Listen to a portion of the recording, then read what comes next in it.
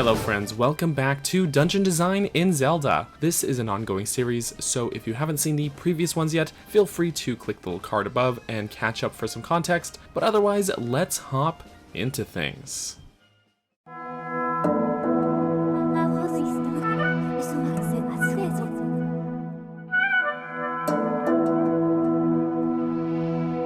So far, on our quest to temper our sword in the 3 sacred flames, we have already conquered the ancient cistern and found Furor's flame. Just like before, there are some errands to run before we visit the next dungeon, but I'm happy to say that these aren't nearly as egregious as the fetch questing we had to do last time. We'll return to the Isle of Songs in the Thunderhead, learn a new song, and douse to find this trial gate in the Lanayru Desert. There's a Silent Realm challenge just like before, which I personally find to be pretty fun. I've heard that a lot of people find these Silent Realm trials to be quite stressful, but I won't lie, I just find them exhilarating, and a great shakeup from the usual Zelda stuff. After completing the trial, we'll be rewarded with a new item, the Claw Shots. These items return from Twilight Princess, even coming as a pair. Right away, we'll find these Claw Shot targets all around the desert, which we can use to find treasure and reach new areas that we couldn't before. Specifically, this ledge on the far western end of the desert, which takes us into this cave, where this Goron guy will give us a key to the door that's right there. All so that we can reach the Lanayru Sand Sea. Like the desert before, which used to be a lush green landscape, this area was once a vast ocean, but after centuries the sea dried up, leaving this barren landscape behind. And man, the music here is just fantastic. It perfectly captures the melancholic feel of this great environment changing into a barren wasteland over time.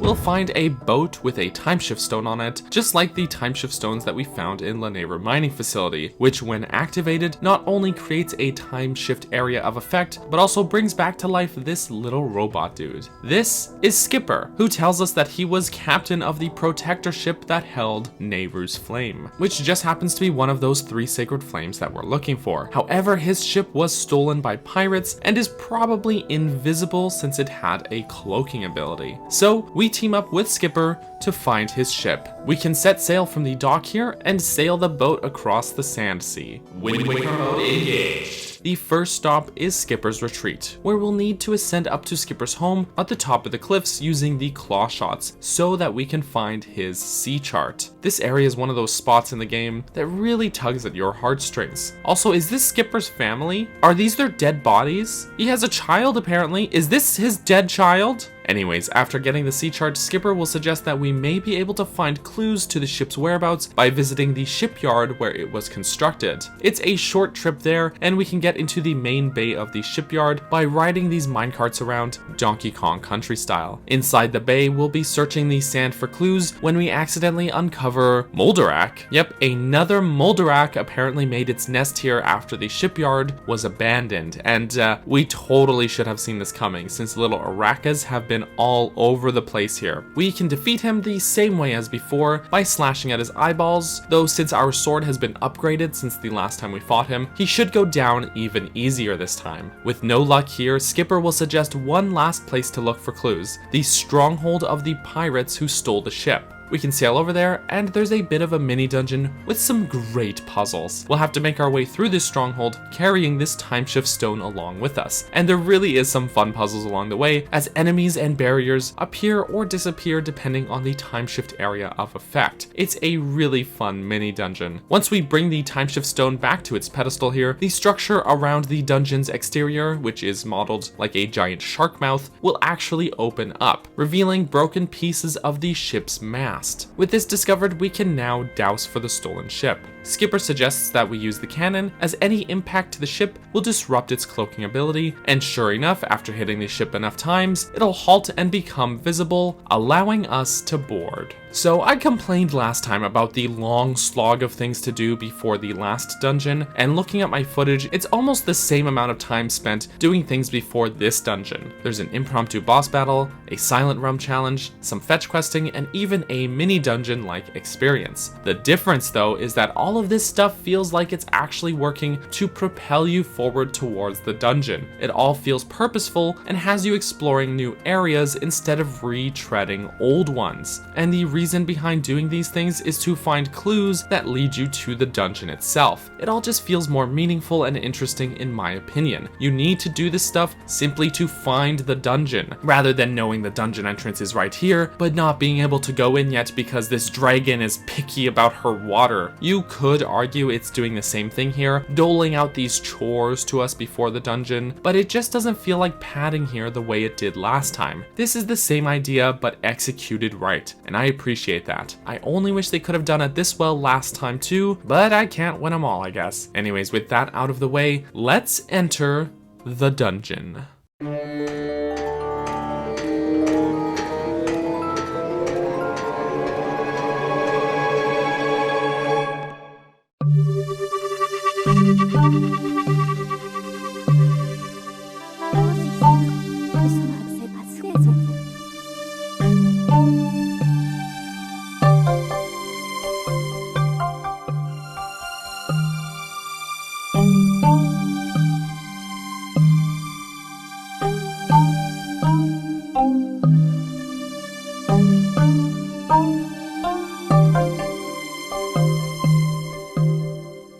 I mentioned last time that the Ancient Cistern was my favorite dungeon in the game, but this one comes in pretty close as my second favorite. The Sandship is an incredible dungeon, and a really unique one at that. It has my favorite mid-boss in the game, some great puzzles, and some genuinely tricky navigational challenges. This is one of the few dungeons in the game where I actually have to stop and think about what I'm doing, instead of just constantly being propelled forward, and I love the level of thoughtfulness put into the dungeon's layout. I love this concept of having this large ship be the actual dungeon itself, and the atmosphere here is really great. The ship is run down and in disrepair, and really nails that lifeless, mysterious ambience. Then, partway through the dungeon, a timeshift stone is revealed, allowing us to change the ship back to its past state, just like what we saw in Lanayru mining facility. However, that dungeon kept its timeshift areas of effect to either individual rooms or in these small areas. This time, the entire dungeon is affected, leading to some pretty fantastic puzzle solving and navigational challenges. Barriers differ between time periods, as some doors will be barricaded with barbed wires in the present or blocked by beams of electricity in the past, meaning you'll have to make sure you're in the correct time period to overcome certain obstacles. I love this stuff. It's like the game is bringing in the classic Zelda 2 world system, but keeping it self-contained in the dungeon itself, and it's executed so well. These two eras are once again contrasted really well with their visual design. I'm always surprised at just how colorful the Sandship was in the past, especially when you compare it to its rundown present day state. There's a huge amount of detail on pretty much all of the flooring and every wall of this place, and it looks fantastic. Most notable are these patterns and symbols which line the ship's many rooms and corridors. They honestly could have just made the entire place wooden planks and gotten away with it, but they really went the extra mile to give the ship a distinct, colorful visual identity, and I love it. The architecture overall is just genuinely great. I love how believable this place feels as a proper vessel, as if all of its rooms have an actual purpose on the ship. There's the main deck with the masts, the captain's cabin, a brig, 2 power generator rooms, and an engine room full of moving machinery. It really feels like they planned out the floor plan of a ship first, and then designed the dungeon progression around that, making the rooms all feel like they belong. Nothing is out of place here, and it makes the feeling of immersion all the better. The enemy types here also help with this contrast. In the past, the ship is defended by a gang of bokoblins on the main deck, and mechanisms like BMOS down below, while in the present present day, you'll find pests like the Araka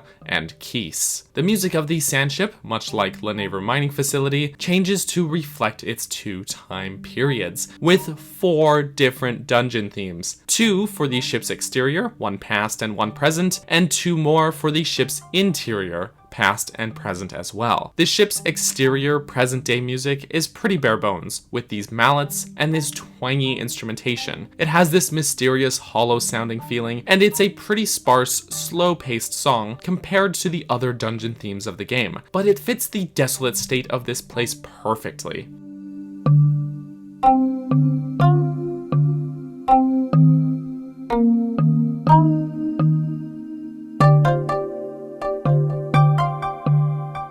Meanwhile, the past version of this song is actually pretty well the same, but adds some great string layers to fill in some of the gaps left by the sparseness of the main theme, which gives it a far more optimistic undertone.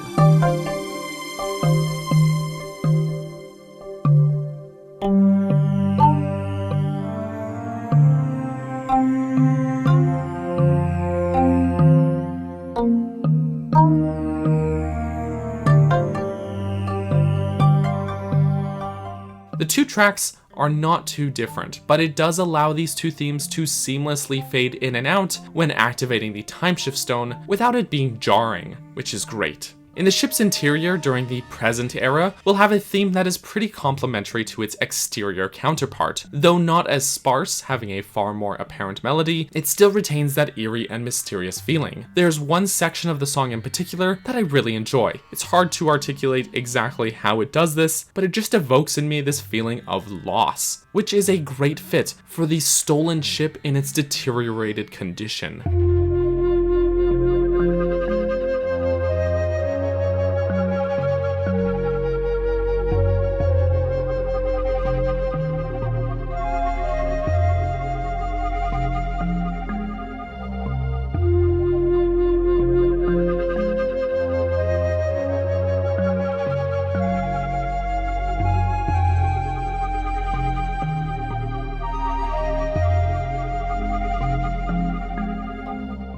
Then during the past state, the theme is once more filled out with some more robust instrumentation, with these shaker sounds filling in the gaps between the notes, and far more bass.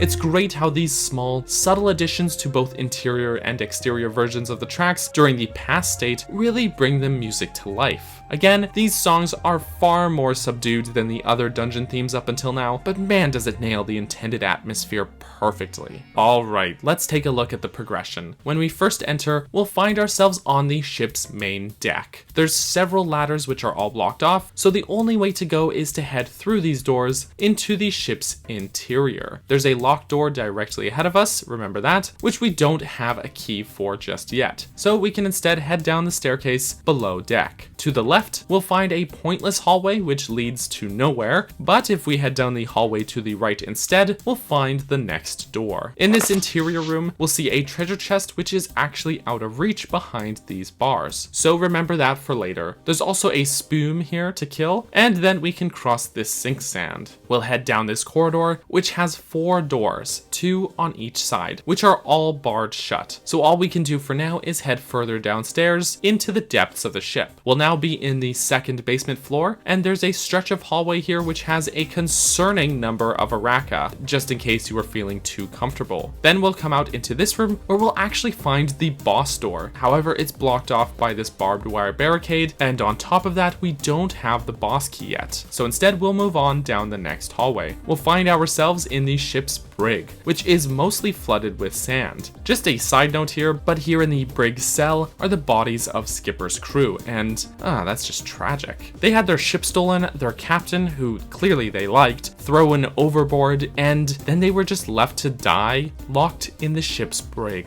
Damn. there's a locked door with a 4-button combination lock, just like the one we saw back in the ancient cistern. And if we use the gust bellows to clear out the sand covering the floor here, we can actually uncover the symbols, which reveal the order to strike the lock and open the door. Just make sure to keep your point of view oriented with the red spokes on the symbols facing upwards, which is indicated by the 2 symbols on either side of the door here. The order in which to hit the switch is also indicated by the number of red spokes on these symbols. So if we follow that order, which is down, up, down, then right, the door will open so we can find this chest, which contains our first key. Alright, so just a note about this section of the dungeon. We started on the first floor main deck, and the dungeon has essentially led us through the entire place, down to nearly the very bottom of the ship in the brig, having us pass by all these locked doors and chests which are all out of reach. I think it's a nice way of getting us familiar with the overall dungeon layout. The ship isn't too big all things considered, especially when compared to the sprawling massive rooms of the previous dungeons, but there's a lot of crisscrossing to do here in these rooms and hallways. So despite the smaller size, they make great use of the space here and give you a lot to do as the dungeon goes on. It's good stuff. So we have a key now, and we've passed by a lot of locked doors on our way down. 6 if you include the boss door, but only one of them actually needed a small key to open. If you forgot which one that is, it's actually marked on the map as well. The one we need to go to is actually the first one we saw when we entered the ship's interior from the main deck. So we'll want to backtrack all the way back up to there, and we can spend that key on the locked door. We'll actually emerge onto the prow at the very front of the ship, where we'll encounter the dungeon's mid-boss. This barrier will rise from behind you, and the pirate who stole the ship will reveal himself. This is Skirvo. He's an ancient robot, like the skipper,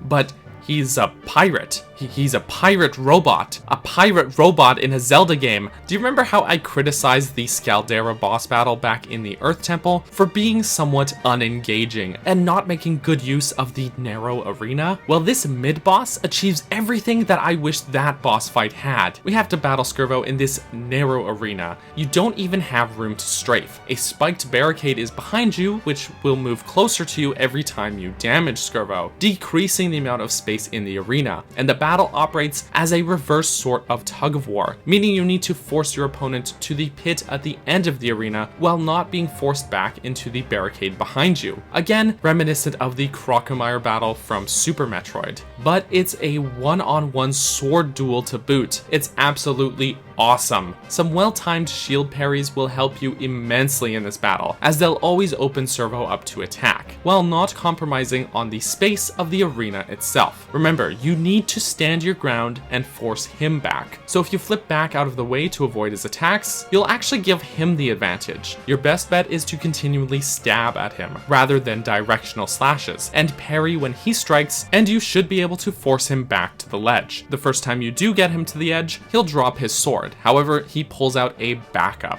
Force him back to the edge again, and you'll break his arm clean off. But he'll still try to fight you using his big hook hand. And forcing him back a third time will shove him off the ledge, finally defeating him.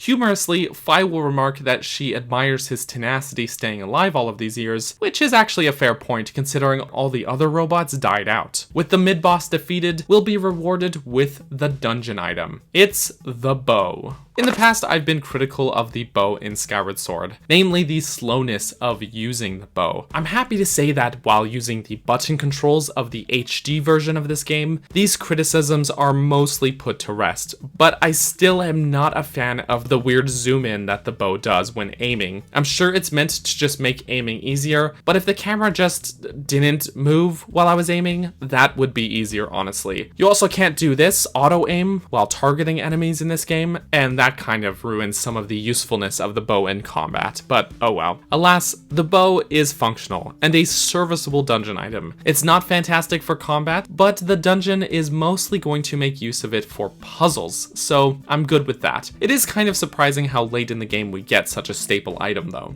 Alright, with the bow in our hands, Fi will hint at us that we can use it to hit these eye switches around the ship, which comes as a surprise to nobody, I'm sure. If we return to the main deck of the ship, we'll see one of those very switches here on the ship's mast. And if we shoot it, a timeshift stone will be revealed at the top of the mast. We can use the bow to strike and activate it, and the ship will be transformed into its gorgeous past state. Now, you may have seen these little piles of bones around the ship while exploring as well. Naturally, those spring back to life, populating the main deck with bokoblins, one of which will actually turn this mechanism to close these shutters around the timeshift stone. So that's our next objective. We can snipe most of the bokoblins with the bow, or just take them on up close. But either way, we'll need to climb the ladder up the mast, which is no longer blocked off. This only takes us up partway, so we'll need to ride these zip lines up to the top. There's eye switches to shoot to bring these zip lines to our position, and then we can grab hold and ride them along the line. We'll find this bokoblin at the top of the center mast, which we can defeat, then turn that same mechanism to open the shutters around the timeshift stone. This is important to do, because we'll need that stone accessible to be able to alter the time state of the dungeon. Once that's done, Skipper will actually come up to the ship, thanking you for returning the ship to its former glory, and suggests that the next course of action be to rescue the crew from the brig. Those were the dead bodies we saw earlier, though we're in the past now, so they should no longer be dead. Before we do that, however, if we use the claw shots over here at the very rear of the ship, we can actually drop to this ledge and find a treasure chest which contains a piece of heart. With that, we can now claw shot back up to the main deck. We'll actually find a locked door on the upper deck here, which we couldn't access before in the ship's present day state. But we don't have the key for that door yet, so let's just remember that for later. For now, let's take Skipper's suggestion and head down towards the brig. We can head into the ship's interior and take the exact same route as before all the way down to the brig, though there are some differences inside the ship now, such as different enemies and a lack of sink sand in this spot. The layout is otherwise the same though. We'll fight these bokoblins down in the brig and find the crew locked in this cell. However, the cell door is blocked by these energy barriers. One of the crew members will give us a hint stating that we can open the back door to the cell by activating the ship's 2 power generators, even giving us 2 little X's on the map showing where these generators are. Now we can backtrack again and head up to the first basement floor, and where we'll want to go is that hallway with the 4 doors, one of which is actually no longer barricaded. And if we head through the door here, there actually isn't much we can do yet, but you can move this block to press down this switch, which opens the 2 windows on the side of the room, which we'll need open for later, so keep that in mind. Next, we'll want to duck into this side room near where the sink sand was. This side room was actually barricaded in the present day, but it isn't now, so we can head into there. But that treasure chest there is still out of reach. However, there's an opening in the ceiling here, so we can actually shoot the timeshift stone through the bars from here, changing the ship back to its present day state, which removes the electric barrier. So we can now open the chest here and get ourselves the dungeon map.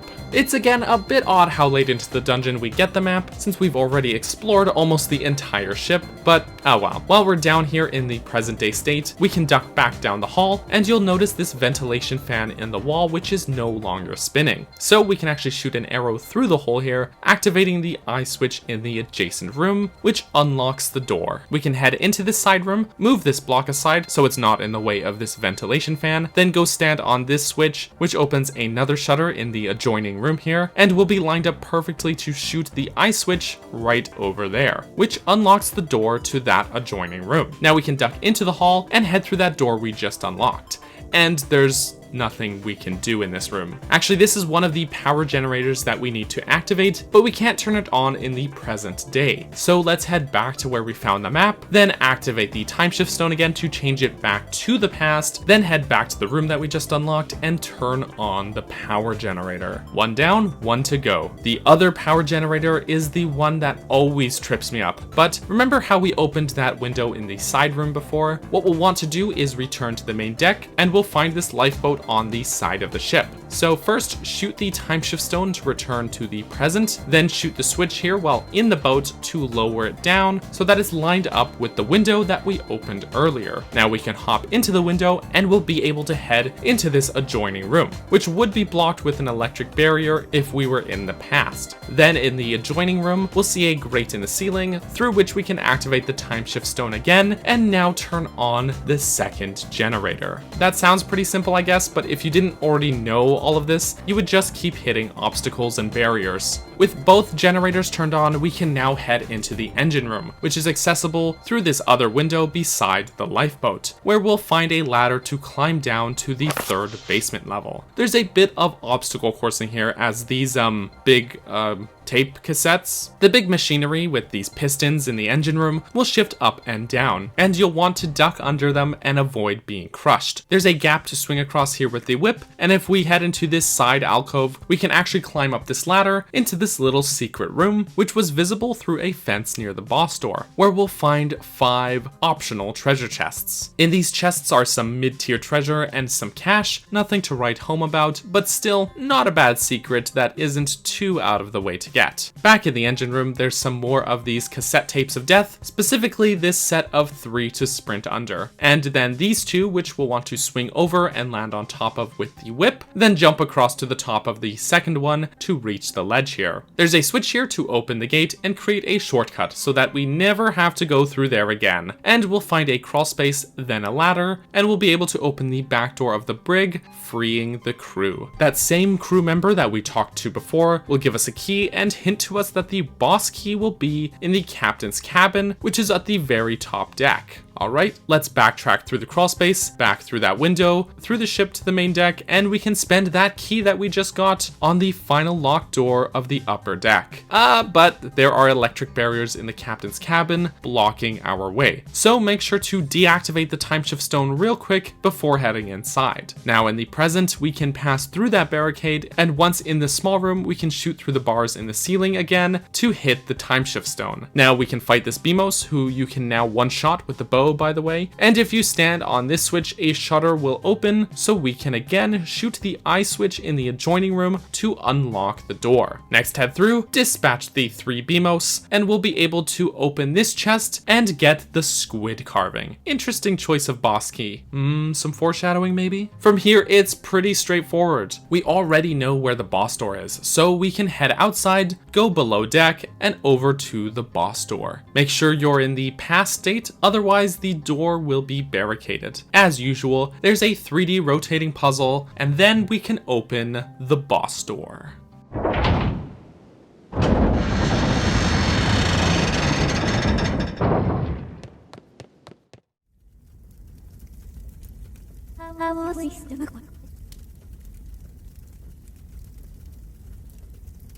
Just when you are ready for a boss fight, the game throws a curveball at you. Something starts attacking the ship from the outside. Giant tentacles start tearing the very ship apart, and we're forced to evacuate. As we do, giant tentacles will burst through the ship's walls, tearing holes in them, and if you're not careful, will even grab at you. You can use Skyward Strikes to cut them and get them out of the way. As we make our way back above deck, barrels will start rolling around, and the ship will start to flood, adding some serious urgency. This escape sequence before the boss battle isn't too hard, but the build-up here is fantastic and genuinely tense. I love it. I remember playing this section of the game when it first released on Wii, and being so hyped for this boss battle. Just what sort of dungeon boss are we in for here? What sort of creature could eviscerate this ship so quickly? Was it a kraken-like creature? A giant octo like the ones in Wind Waker? The ship is being torn apart. Do we get to do part of the boss battle in Skipper's boat,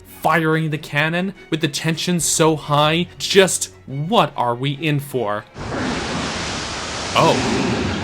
Okay. Oh.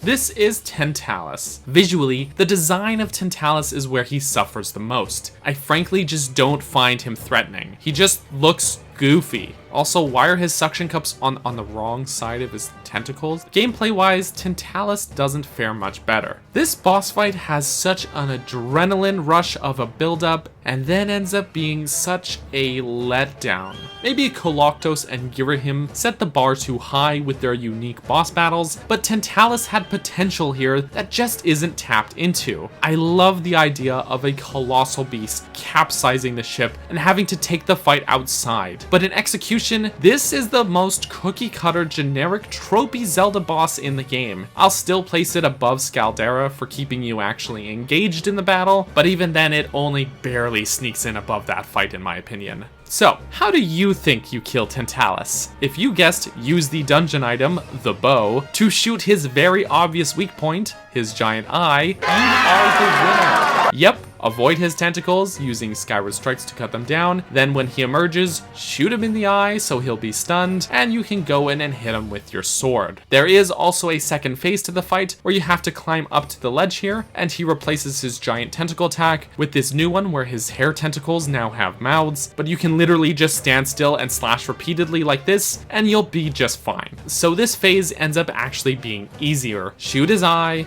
slash with sword. Shoot his eye, slash with sword. Rinse, repeat. Wow, there was legitimately so much potential to shake up the gameplay and go into a really unique boss battle, but instead we got the most cliche boss fight of them all. What a disappointment. Once Tantalus is defeated, we'll get our heart container as usual, and this section of the ship will rise up to reveal the goddess crest, which we can activate to reveal Nehru's flame. So we can bathe our blade in the sacred flame once more. 2 down, 1 to go. So that's the dungeon. The Sandship is certainly more of a guided experience than other dungeons in the game. The skipper and the trapped crew will offer pretty specific objectives, even marking little X's on your map. But even still, I never found that to be intrusive to the level design. If anything, it adds to the immersion and believability of this being an operating ship. Even though the boss fight is probably the most disappointing one in the game, the rest of the dungeon more than makes up for that. The timeshift stone mechanics, which we previously saw in the desert, mining facility, and the pirate stronghold, get distilled down to what's important. It's simplified in a way since there is only one stone and it transforms the entire dungeon, but this makes the mechanic concise and understandable, and is used for some very refined puzzles, as the barriers in various rooms are all dependent on which era you have the ship in, and having just one single timeshift stone at the very top of the ship presents a sort of obstacle in itself, as you can't rely on each room to have a timeshift stone of their own like you could in Lanayru mining facility.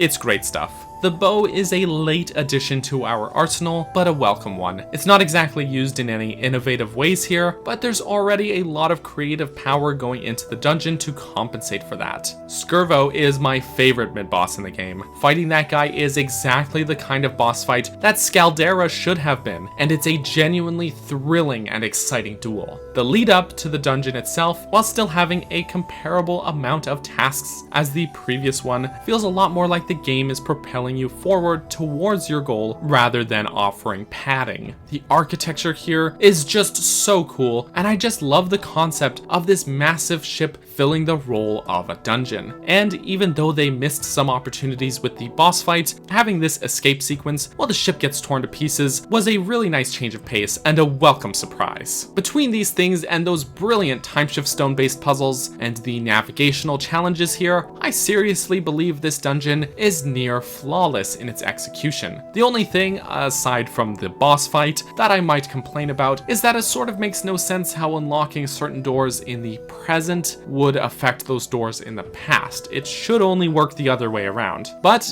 this is a video game and I'm just gonna chalk it up to time travel shenanigans being weird. The dungeon overall may be held back by an underwhelming boss fight, but despite that, the rest of the dungeon is so good that it still manages to hold the spot for my second favorite dungeon in Skyward Sword. It's no secret, I like it a lot. Thank you so much for watching this video, everybody. I just want to take a moment to say thank you to the lovely people who supported me here on Patreon. In particular, those who supported at the cheese tier or higher, which includes Tetra, Brenda, Justin, Callie, Finley, and Grey Mage. Thank you so much for the support, you guys, and I will catch you all next time. Bye-bye.